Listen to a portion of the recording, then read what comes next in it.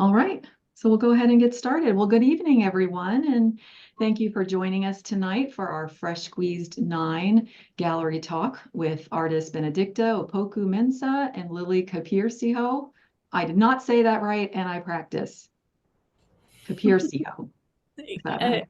you're close enough. It's Capierseho. Capierseho. I even have it phonetically spelled out there.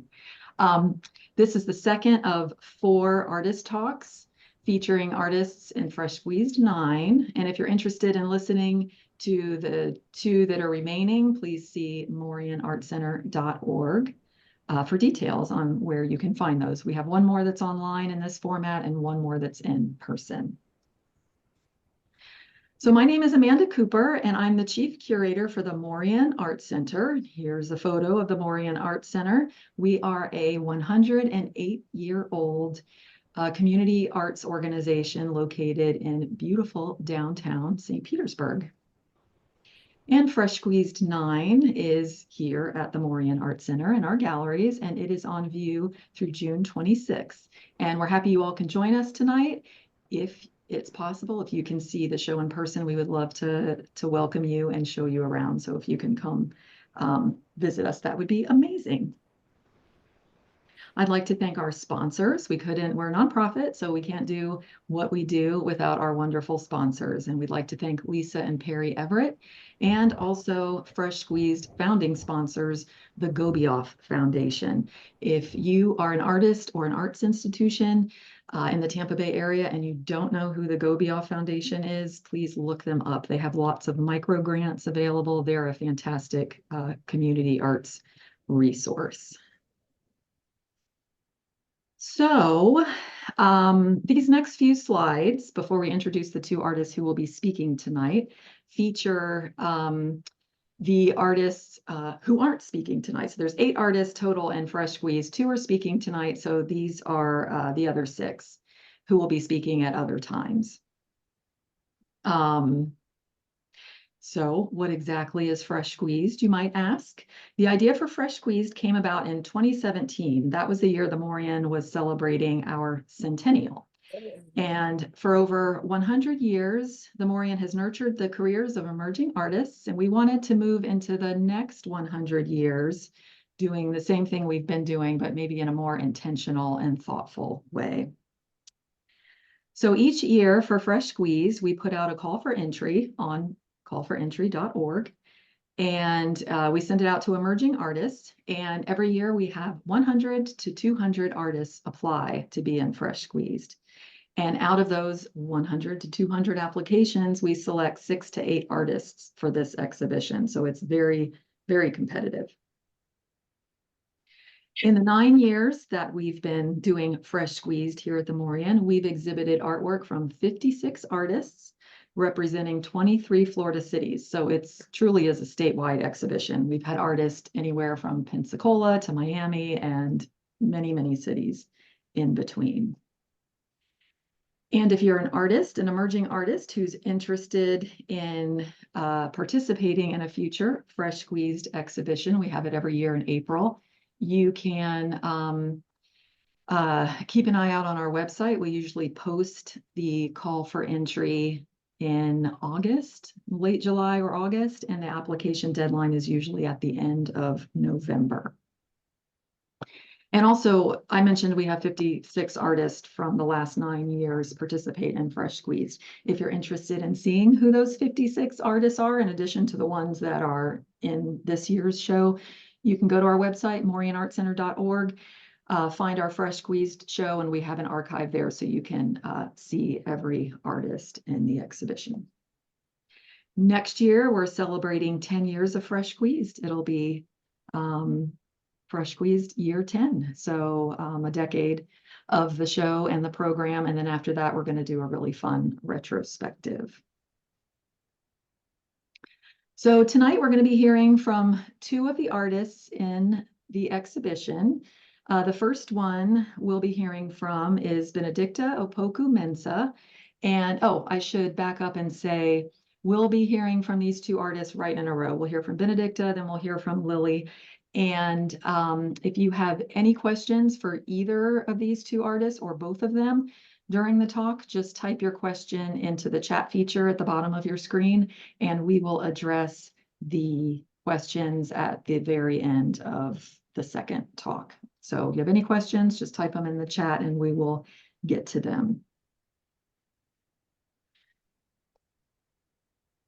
So I will let Benedicta talk about herself more than me going on about it, but Benedicta is an MFA candidate at the University of Florida. Go Gators, it's also my alma mater.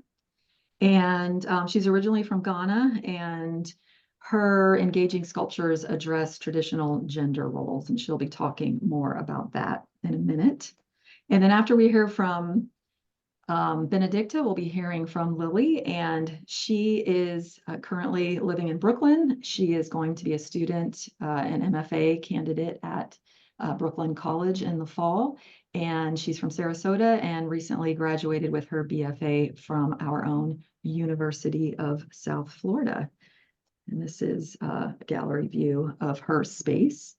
Thank you both, Lily and Benedicta, so much for being here with us tonight. We're really excited to hear more about your work. And to the audience, please remember, if you have any questions, just type them into the chat. I'm going to stop sharing, and then Benedicta, would you like to speak first? Yes. We'll just give her a minute to get her presentation going.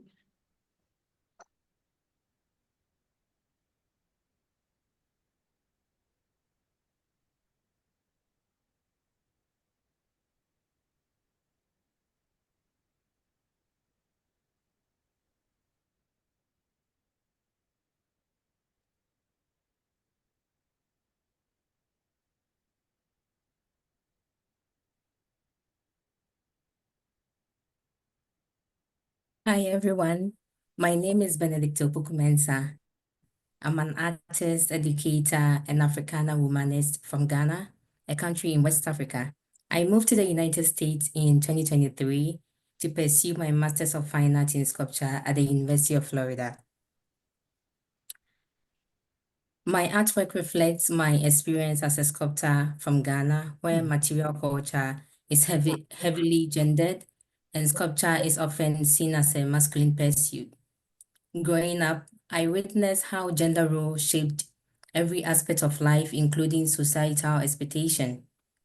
Despite being one of a few women in my undergraduate program, I am the only one who is unwaveringly committed to making sculptural artwork, while many of my peers pursued more socially accepted careers. Rather than assigning blame, I acknowledge the challenges faced by my peers who opt for a more conventional career path. Choosing a path less traveled means embarking on a career journey without the full support of society, and at times even from your own family and friends. I also try to conform, working in roles deemed feminine like sales representative, administrative assistant, branch manager for pharmaceutical companies, but ultimately felt unfulfilled. Choosing to leave my last role as an administrative assistant marked a turning point, allowing me to fully embrace my passion for sculpture.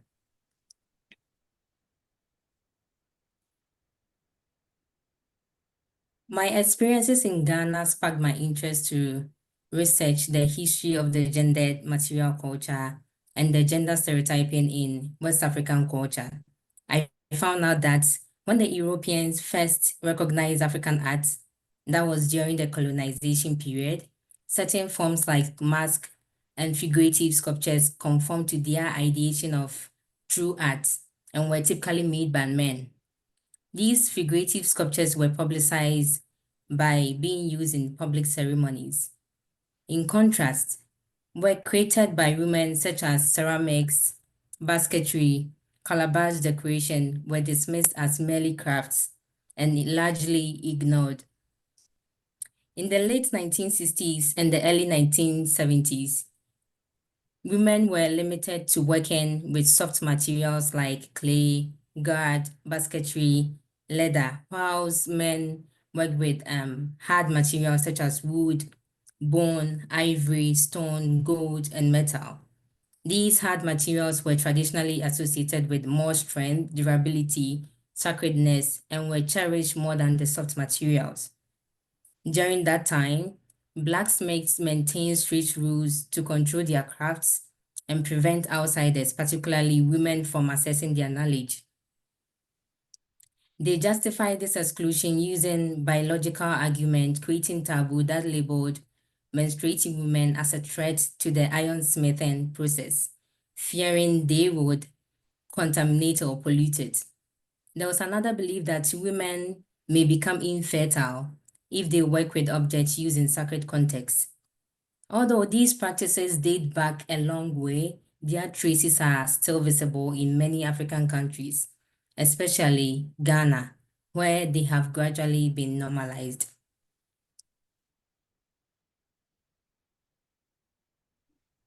In my art practice, I communicate ideas through hybridity, poetry, performances, sculpture, video, and installation. I narrate my journey of self-discovery, navigating between the distinct realms, the world created for me by my society and the one I shape for myself, blurring the line between the gender binary and their roles. My art serves as a medium to confront the preconceived notion surrounding the self, identity, gendered material culture, and gender stereotypes. My art prompts viewers to question unaware accepted limitation. These are the 3 key factors of my art practice. So there is materiality, process, and craftsmanship. To me, materiality, when a profession are traditionally gendered, the materials linked to those professions often reflect the same biases. As a result, material selection becomes a crucial part of my practice, as each material carries its own inherent meaning and plays a key role in communicating my ideas effectively. The processes involved in working with certain materials are often shaped by stereotypes, and I take this into consideration when choosing materials for my work. For me, process itself is both a performance and an art form. Craftsmanship is especially important to me when I work with materials traditionally associated with masculinity. These materials have historically been utilized by men, and the skills involved are often attributed to them. As a female working with such materials, I prioritize ensuring that the craftsmanship is of the highest quality. In my view, a piece of work deemed unskilled when created by a man might still be perceived as artistic, whereas the same work by a woman could be dismissed as merely bad art.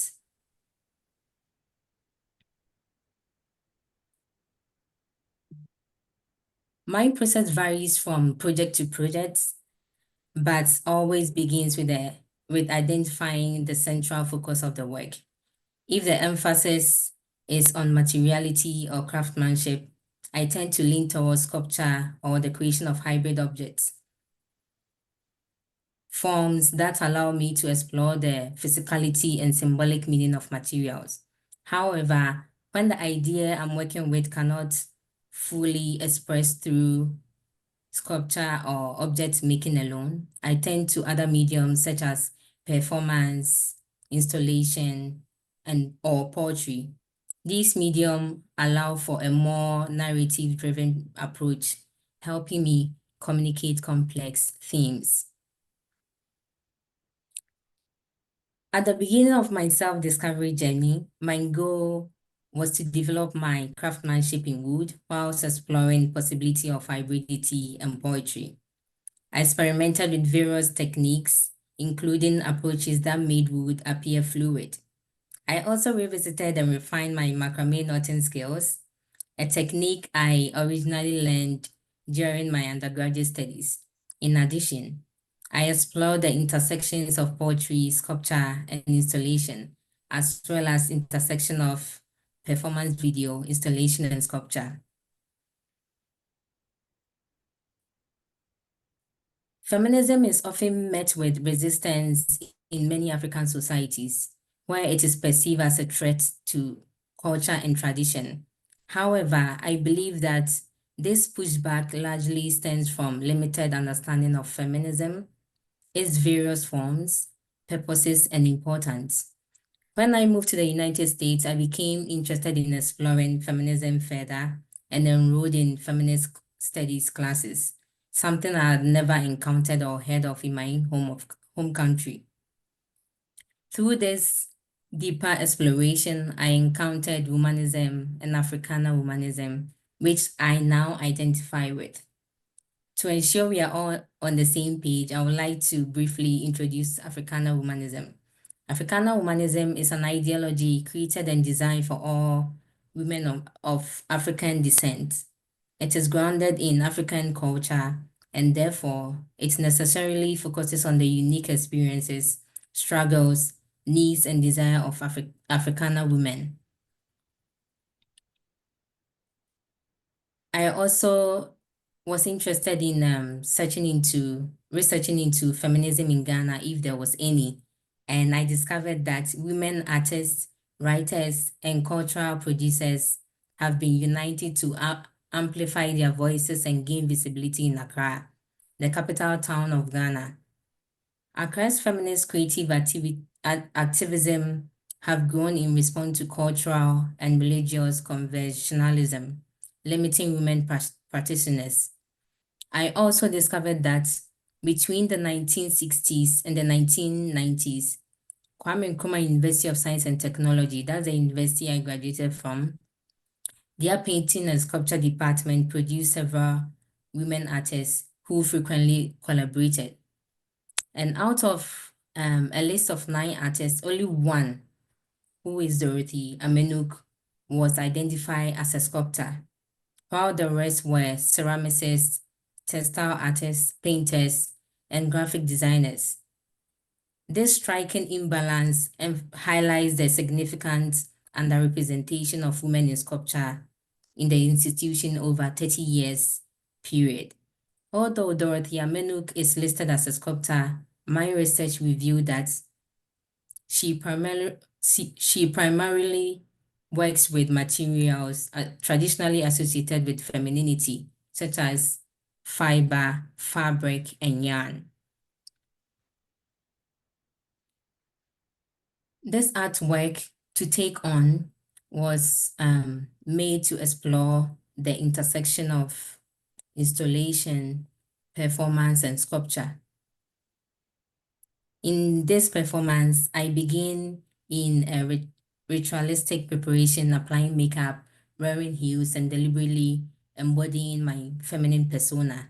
I then step outside and enter the workshop, where I begin carving wood on a lathe, introducing my feminine self into a traditionally masculine space. This art challenges the stereotype of women dressing up solely for parties and events. By engaging in woodworking, a craft historically dominated by men, the performance becomes a metaphor for breaking down social barriers. And this performance was inspired by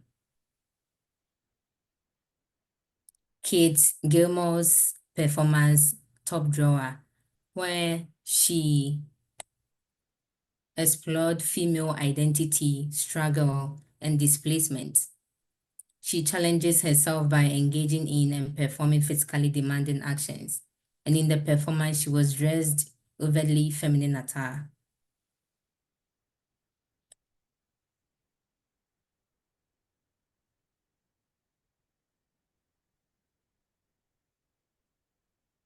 My 2 sculptures, which is Who Decides 1 and Who Decides 2, was created to explore crafts and also hybridity in ideas and materiality. In Who Decides 1, which is on my left, the deliberate use of wood as the primary material and its manipulation to appear fluid symbolizes the potential for transformation and growth. By crafting a handbag with traditionally deemed masculine material and putting tools associated with masculinity, questions the typical content of a female bag, and raises inquiry into the criteria defining femininity. Similarly, in Who Decides To, which is on the right, the toolbox crafted from yarn becomes a symbol of transformation, advocating for a more inclusive, open-minded society. By presenting tools traditionally associated with female profession, the artwork invites reflection on the true nature of one's capabilities and aspiration beyond the constraints of gender norms. Together, both artwork encourages viewers to evaluate the restrictions they may have unintentionally accepted and to take on an active role in building a future in which uniqueness and equality rules. And these two sculptures were inspired by Bertozzi and Cassoni's artwork titled Louisa, which was made to communicate the fusion of utility and luxury, and also representation of a vulnerable and illustrious woman.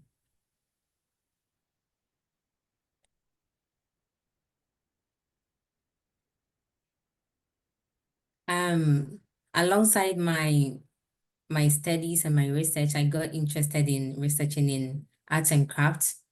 In my research on arts and crafts, I discovered that craft is often viewed as lacking aboutness and the conceptual depths typically attributed to art. The contrast between art and craft is typically based on what crafts is perceived to lack.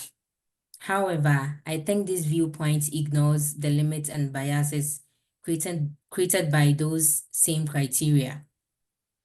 In my opinion, craft objects can absolutely be considered art, just as work of art can be seen as crafts, depending entirely on their context, intention, and perception. The boundary between the two are not fixed but fluid, shaped by cultural, historical, and institutional perception. When a crafted object carries conceptual depth, challenges conventions, or communicates personal or societal narrative, it transcends its traditional categorization and enters the realm of art. Likewise, when a work of art emphasizes technique, function, or materiality, it may take a quality typically associated with crafts. By blurring those boundaries, I aim to question the hierarchies that have long separated them and to advocate for a more inclusive understanding of creative expression.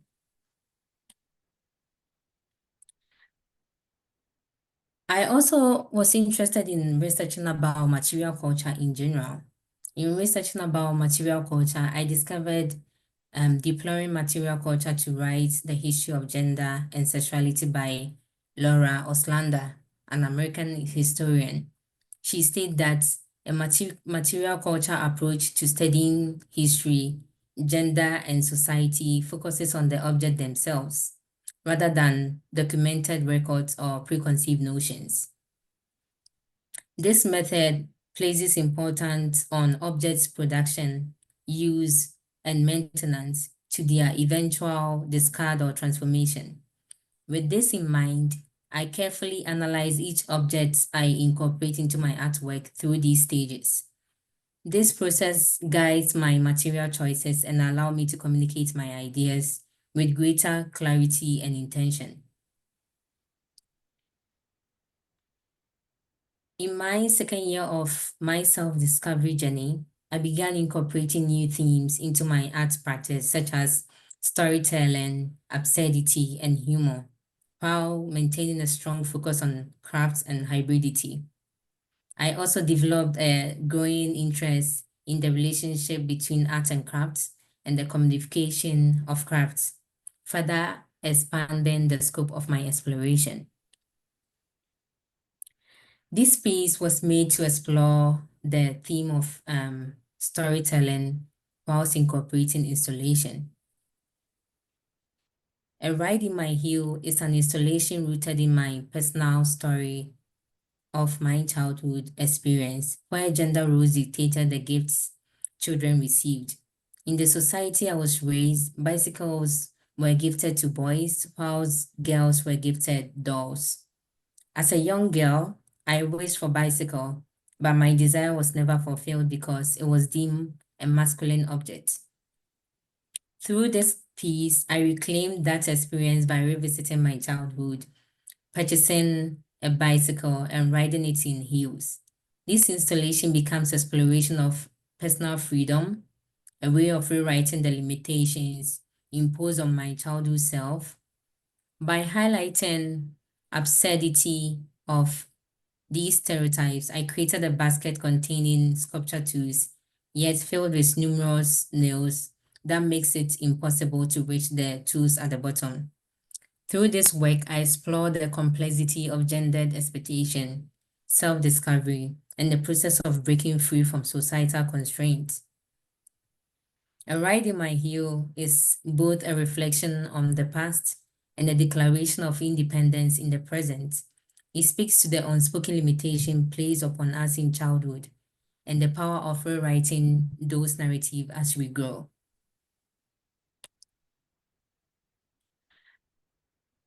This piece was created to explore humor within my art practice. By making pancake commonly associated with cooking and domesticity out of concrete, a material tied to construction and masculinity, I aim to subvert gendered material culture in a playful way. I specifically chose pancake because although introduced to Africans through colonization, they have become a familiar and widely consumed food. Using such a common item helped make the work accessible and relatable to a broad audience.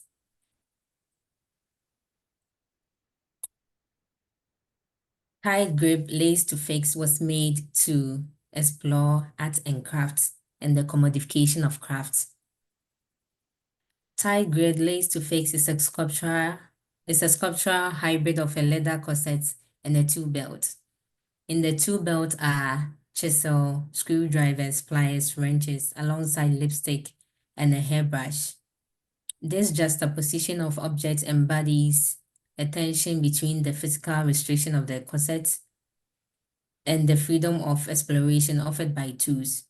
It speaks to the courage required to carry both, to be adorned and equipped. The piece functions as a kind of armor, worn not for battle, but for confronting and reshaping rigid societal norms. To challenge the commodification of crafts, I constructed a wooden mannequin to carry the piece, intentionally blurring the line between functional object and artistic form. Referencing the historical Western African narrative where objects made by women were categorized as crafts and those by men as arts, this piece raises a fundamental question. What happens when crafts becomes art?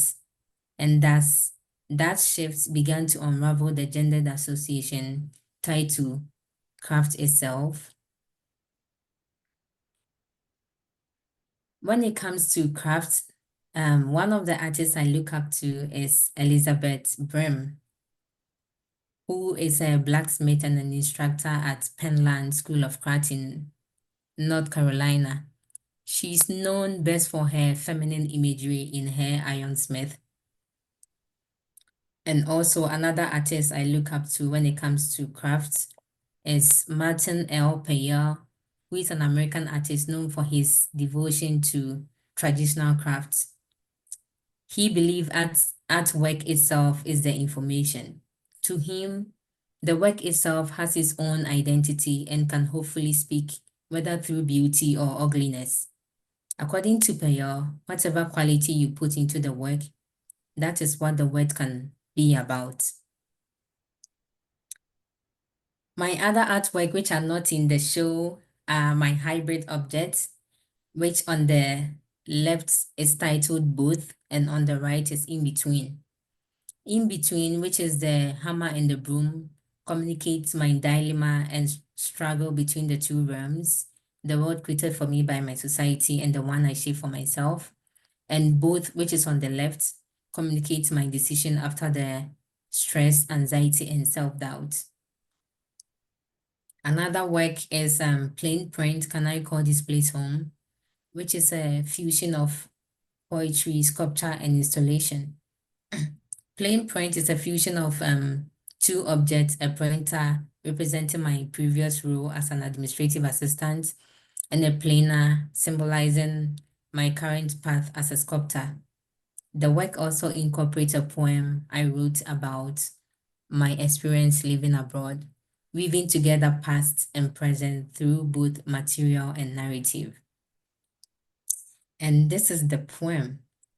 I don't plan on reading it, but I can read just one stanza, which is Can I call this place home, where I, a woman, can forge with tools and shape my reality, unlike where I come from? Is this place my home? And the second stanza I can add, in the echoes of compressors, lathe, saw, and sanders, my mind battles chaos, yet finds a battlefield of peace. With each creation a trophy, a step in self-discovery, can I call this place home? I have this poem on my Instagram page. You can check it out. And due to time, I'll end my presentation here. Thank you very much. Thank you, Benedicta.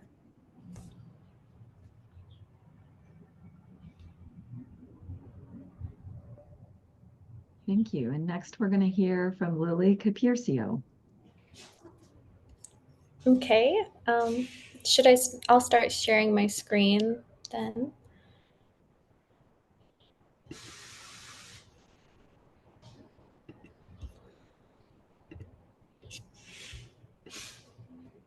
Okay, so hi everyone, and thank you for being here tonight. I'm Lily Capierseho, and this exhibition is a deeply personal collection of mixed media paintings that reflect on family, memory, and identity.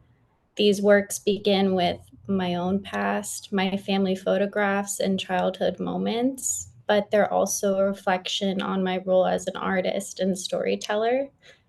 I thought it would be interesting to go into my art process and evolution, as well as my purpose for making this collection of art. So, my grandmother was a self taught artist and teacher. She was my first guide. She had no formal training, but her love for modernist art was contagious amongst me and my family. She introduced me to Picasso and Matisse and the joy I have from creating intuitively. She taught me to recognize color by painting flowers and to work with not just technique, but with feeling. I see my process today as a continuation of hers. And then here is pictures of her, and then a portrait I recently made. It's a work in progress. Um, I thought it would be fun to go into like where I started. So at USF, I focused on drawing while experimenting with various mediums and techniques.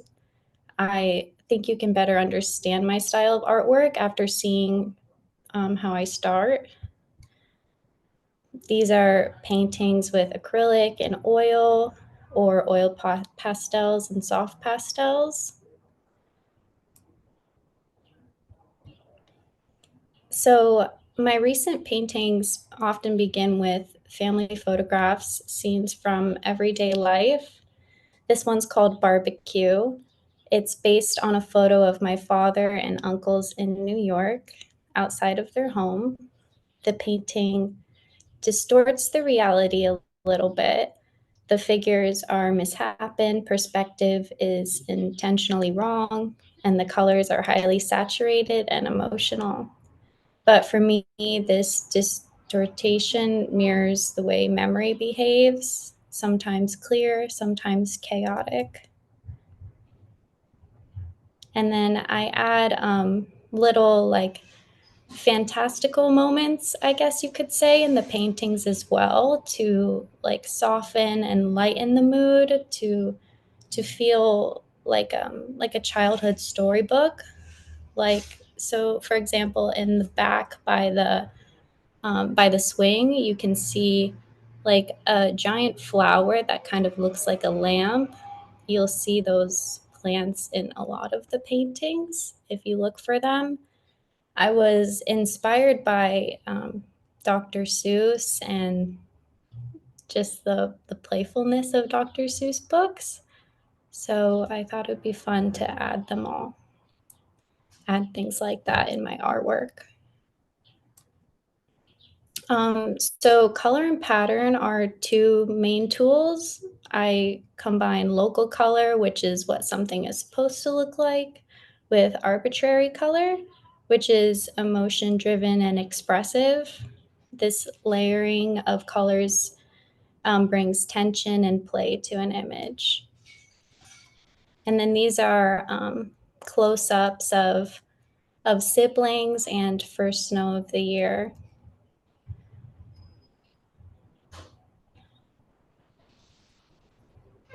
I also use patterns and decorative motifs. Historically, these were associated with women's work, quilting, embroidery, and often devalued in the art world. But artists like Miriam Scapiro reclaimed pattern as a feminist gesture. And I see this as both homage and resistance. So there's similar themes between Benedicta's work and my work as well.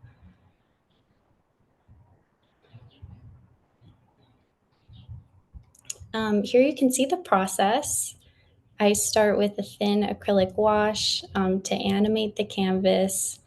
I sketch loosely in colored pencil, then layer an oil pastel, paint, and other media.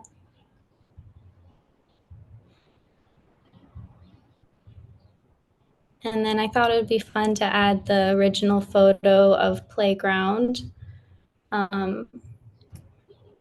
It's just cute and homey to see like the Holiday Inn and the outfits and the old signs.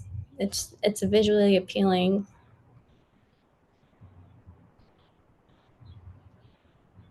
And then so I also wanted to talk about the process a little more too.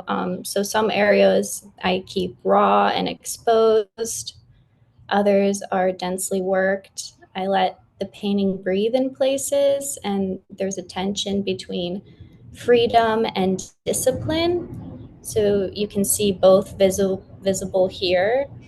For example, in the close-up in Paradise, I tightly render the shorts on the boy in the middle, and then like loosely with big gestures stroke like the body parts and watery movements. So there's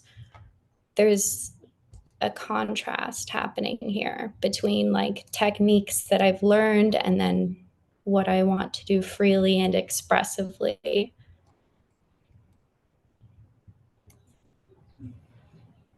And then here's some more to add to that. So each painting has tightly rendered areas and then loosely rendered areas.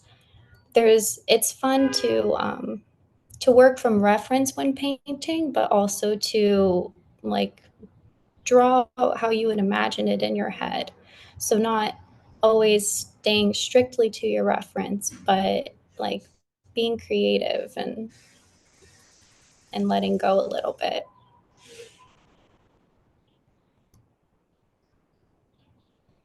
Okay. So these contrasts, flat versus dimensional, chaotic, and serene, are essential to the art. I want the viewer to be aware of the painting as a built object, to see the layers and history, to recognize where something was added or where something was left behind. I believe that this is where the human quality of a painting really lives, in its honesty. So this painting had like many lives. It was a process I learned from an artist talk at USF.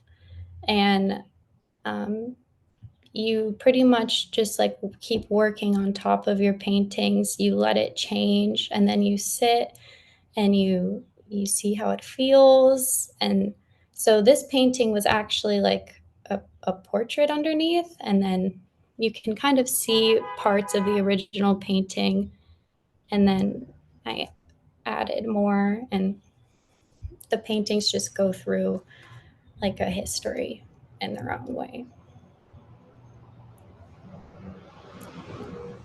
Oops. Oh, wait. And so this, I thought it would be fun to show the beach original photograph. This photograph is from the 70s. It's my grandpa sitting on a lawn chair. And then behind him is my grandma and my aunt. And they moved here. They moved to Sarasota, I believe. And this could be Lido Beach. So I'm working with, some of them are very small Kodak images. And then to blow them up, it's kind of hard to see what's going on. I have to make up some spaces when I'm remaking it into a painting.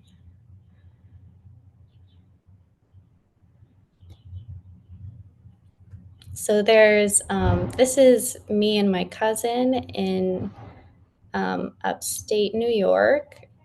My grandma had a trailer at Soda's Point, and we would go there in the summers.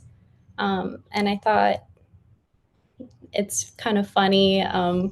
This would make a great painting. This was the first of my collection in this similar style. There's a humor and lightness to it. I think the play is powerful, especially when dealing with serious topics like identity, memory, or mortality. Sometimes when looking at my work, people laugh, and I like that.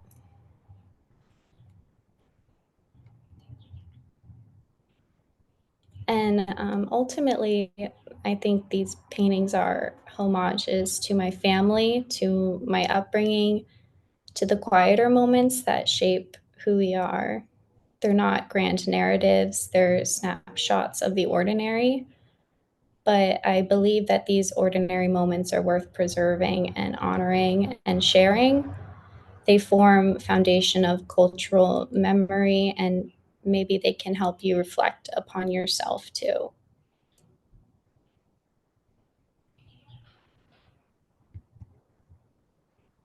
And then I am working on some stuff right now. I am still interested in working off of family photographs, but I'm more focused on my mother's side of the family.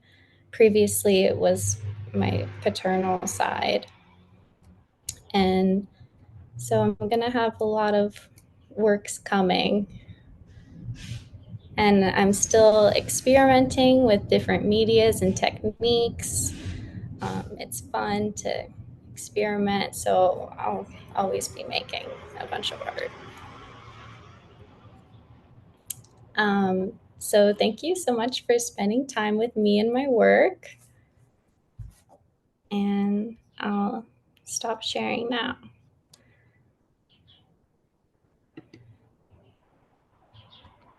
Thank you, Lily. Lily, do you ever do work on commission? Yes, the one that I showed in Works in Progress is a commission. The couple? Yeah, the couple. It was for their wedding anniversary. Aww. Yeah, and then I have another person who asked me to do a commission as well that will be coming up in the future. Okay. People like to see their own photographs as art too. They do. And in your amazing style, that's quite a gift. That's amazing. Another question for you. And by the way, if anyone has any questions for either artist, just type it into the chat and we'll address them. I know you're about to go into grad school, right? You start in the fall. Yeah. So you said you're going to continue this vein of what you've been doing. Do you see doing anything different, or do you hope to? I know sometimes, especially in grad school, an artist's work kind of changes drastically during that time. Maybe not because they went in intending that. It's just that's the way it goes. Are you expecting that, hoping that, or how are you feeling Yeah. into that? I already toured the campus and met the students who go there, and they were saying that there there is a push to experiment and to change your style. So I am expecting that because of what they said. But even if that's the case, that's good for like my growth as an artist. But I'll still be making paintings like these on the side, Yeah. and not for a grade or anything, Uh-huh. because it's just fun. It's fun for me now. Yeah. And you're still you at the end of the day. So, Yeah. well, I'm looking forward to seeing what you're going to be doing and seeing photos from your mom's side. Do you ever make work that's not based on a family photo? Well, besides the commissioned work, do you make paintings just out of your head or from live models or anything like that? Yes. So a lot of my education at USF was figurative drawing. And so I love to figurative draw from life, from like no photo reference at all. So either you could draw from your mind or from what's in front of you, and it's a good like technique to strengthen your artwork, your strengthen your visual artwork. So the untitled portrait actually in the gallery is from my mind. Oh, The portrait of the man, the green okay. one. Yeah, yeah. So that one was just from strictly memory. Um, so it's hard, it's difficult, but I like to. It's a good like exercise. That's interesting because I know we can't see it now, but if you're looking at the show, if that's the one piece that wasn't made off of a photograph, it doesn't look different from the others. It's not like it's a different style. I mean, that's interesting. It just blends right in um, with the others. So it's pretty cool. Hmm. Um, let's see. We have a question in the chat from Mary Helen Horn, who is also in Fresh Squeeze this year. She says, Benedicta, have you found U.S. cultural roles different from your expectations and experience in Ghana? And have they impacted your work? Yeah, there is a lot of differences in cultural roles, especially their open-mindedness and how they, should I say, let people be themselves as they want to be. Because when I came here and I started my art journey, I used to post my videos and my artwork on social media, and I get a lot of comment from people back home talking like making comments as if they are sympathizing with me. Like, are you okay? You are working with these machines. You have to be careful. Like, they are trying to make me feel like I was forced to do this when I chose to do this. When someone is making a comment, that seems like they're trying to sympathize with you. And whenever I also tell people I'm a sculpture artist, like I'm a sculptor, they'll be like, really? You? Like, they don't really believe it. But when I came here and I introduce myself to people and I tell them I'm a sculptor, I work with wood, they'll be like, oh, tell me more about it. It's like the reception of my career is totally different from here and back home. So yeah, there are differences and I feel more at home here because of the reception and the open-mindedness of the people here rather than at home. I remember, Benedicta, when we were at your studio in Gainesville, you were talking about the bike piece, a right in my heels, and you were talking about the gift giving, and girls didn't get bikes in Ghana, but Yeah. you always wanted one. And you were saying how you have a bike that you use in Gainesville, and that it was or maybe still is an adjustment that you Yeah. can use that. I still can't bring myself to ride it because I'm mentally not there. I use Oh, it every you now. haven't used it? I use it, but not frequently. I don't know. Okay. I don't feel okay when I start riding. I feel like I need to be careful. I like all the things I've been told back home comes back to me, and I just ride for a particular moment and I just put it down. It's Oh, been like 2 months since I rode it. It's still there. interesting. Yeah, Wow. I think the impact of my work is it's helping me write a poem. The poem I wrote was specifically because of my experience here, and where I question myself if I can call this place home. So trying to compare the treatment here and back home. And Yeah. so we talked to Lily about her future working on her MFA, and you, Benedicta, are going to finish your MFA a year from now, right? Yeah. So what do you hope to do after that? I know that's a ways off, but you must be thinking about it. Oh yeah, I've thought about it. I want to be a professor Mm. in Florida universities because I love Florida because of the weather. So I want to still stay in Florida. And also I'm planning of making new sculptures which are like large scale.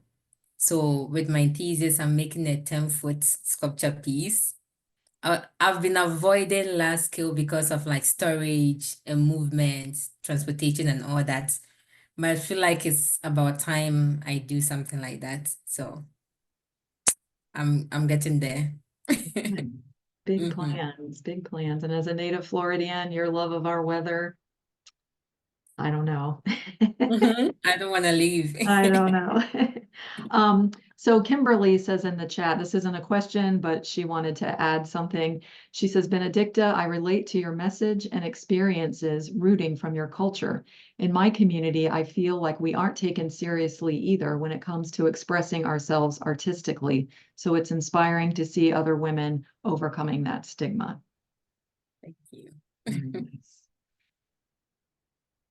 Is there any other questions or anything the two of you would like to add that we maybe didn't cover? If you yeah. Shut up. Okay.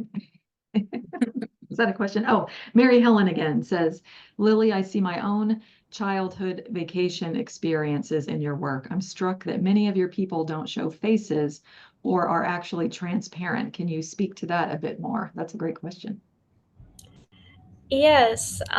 So they're not showing faces for, I think, various reasons in my head. I think about well, first because I want these paintings to represent like the American experience, like a traditional American family. So it doesn't really like matter who it is specifically, but the other reason is because because there's like missing pieces in memories or in stories that you hear from your family about your family, or maybe you're just learning something new into adulthood and you realize like this isn't what I thought was happening in this photo, or so it's kind of a visual technique to show that like it's the story is there, but it's not like fully there. You don't really know what it is.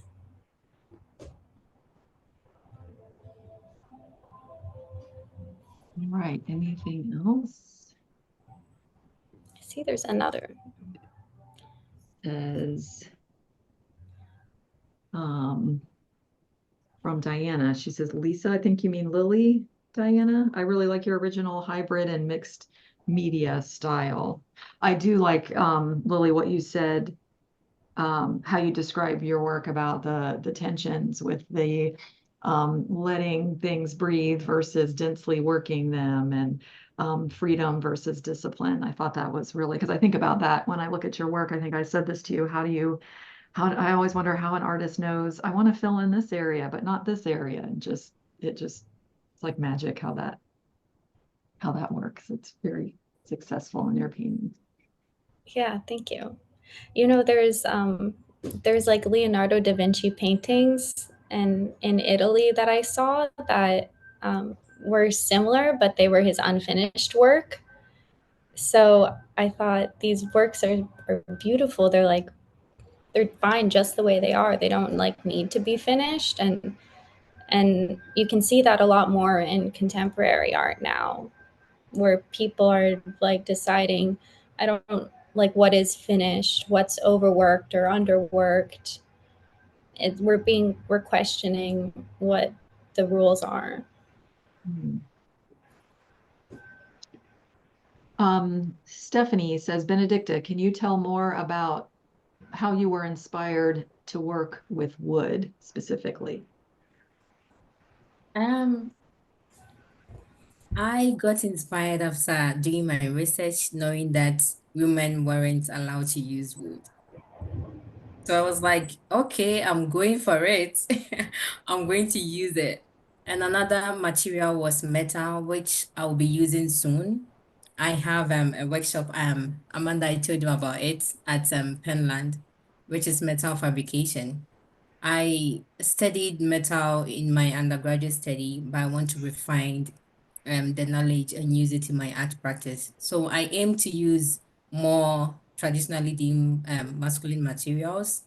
But wood was the first one I wanted to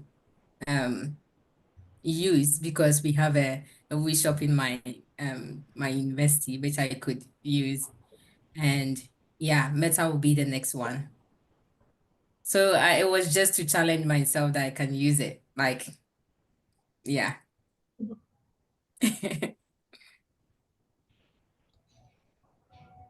Stephanie, we'll take one more questions because we're getting to an hour already. Stephanie says, what makes metal or wood a masculine material? You, Benedict. In my historical narrative, men were the only one using metal and wood, and they were deemed masculine because of its durability, strength, and the processes that is involved in using those two metals. So in my historical narrative, metal, wood, stone, ivory, yeah, are deemed masculine because they were only used by males. And all the connotations with something being hard versus something being soft, and the men and female. They were Stephanie deemed says, masculine. yeah. Stephanie says, I think women are very strong, and I agree. And Mary Helen says she sees similarities with Lily's work to Alice Neal, which I can definitely see that. Ryan says, both your collections of work are incredible. How have perceptions and I said I wasn't going to take another question. Here I am. How have perceptions and feedback from others inspired your current and ongoing process? Specifically, both of you have made major long distance moves. How does that affect your feedback and audience?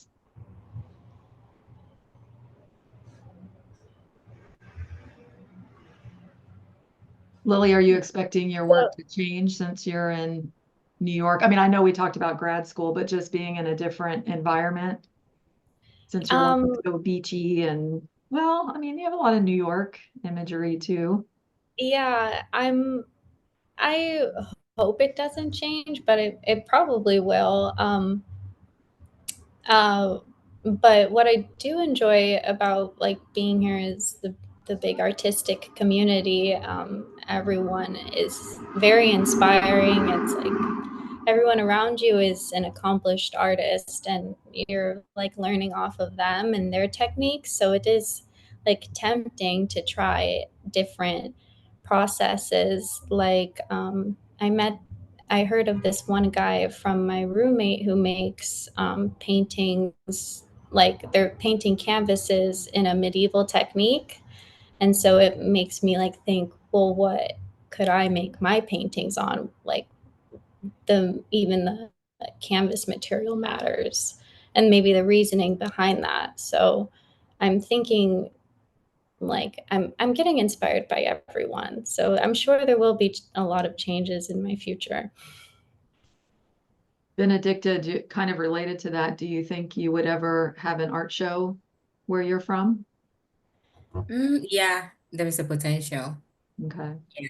And about the perception and feedback from others, I think being in a grad school has been a very, very great thing for me because sometimes I communicate my ideas in my artwork and I don't know if I am really communicating the idea. I don't know whether you understand that. So I go to my colleagues and I'll be like, this is what I'm trying to say. Do you see it as it is? Then they'll be like, maybe if you do something like this, like they give their opinions and suggestions, which helps me a lot because I'm in a different diaspora and things that are different cultures have different connotation to materials. So I need to make sure that whatever I am expressing with my own connotation, with my cultural background, aligns with whatever connotation they have in the US. So I just check with my colleagues, my friends, if we are on the same page with whatever I'm communicating. And it's been a very great thing, like impact in my art practice. Yeah, being a student definitely lends itself to that because I'm thinking of Mary Helen and Ryan, who are in the audience and also in Fresh Squeezed and visiting their studios. Ryan's studio is in his home, and Mary Helen's studio is in a studio space that has multiple artist studios, but you still have your own space closed away, so it's not the same as being in a where everything is open, like in a school setting. So you can see why that would be a different kind of inspiration. Yeah. Well, thank you both so much for taking the time to present to us tonight. And I definitely learned more about both of you this evening. And thank you to everyone who's attended. We will have, if you know anyone who would like to, who couldn't attend tonight but would like to view this, we will have it up on the Morian's YouTube channel probably in about a week. So stay tuned for that. And the next gallery talk will be in person here at the Morian. And it will be Mary Helen Horn and Stella Arbalez Tascon. So, and then Ryan Toth and Hannah Keats will be later in June, I think June 12th on Zoom. So thank you all. Hope you have a great evening. Thank you. Thank you. Bye, everyone. Bye.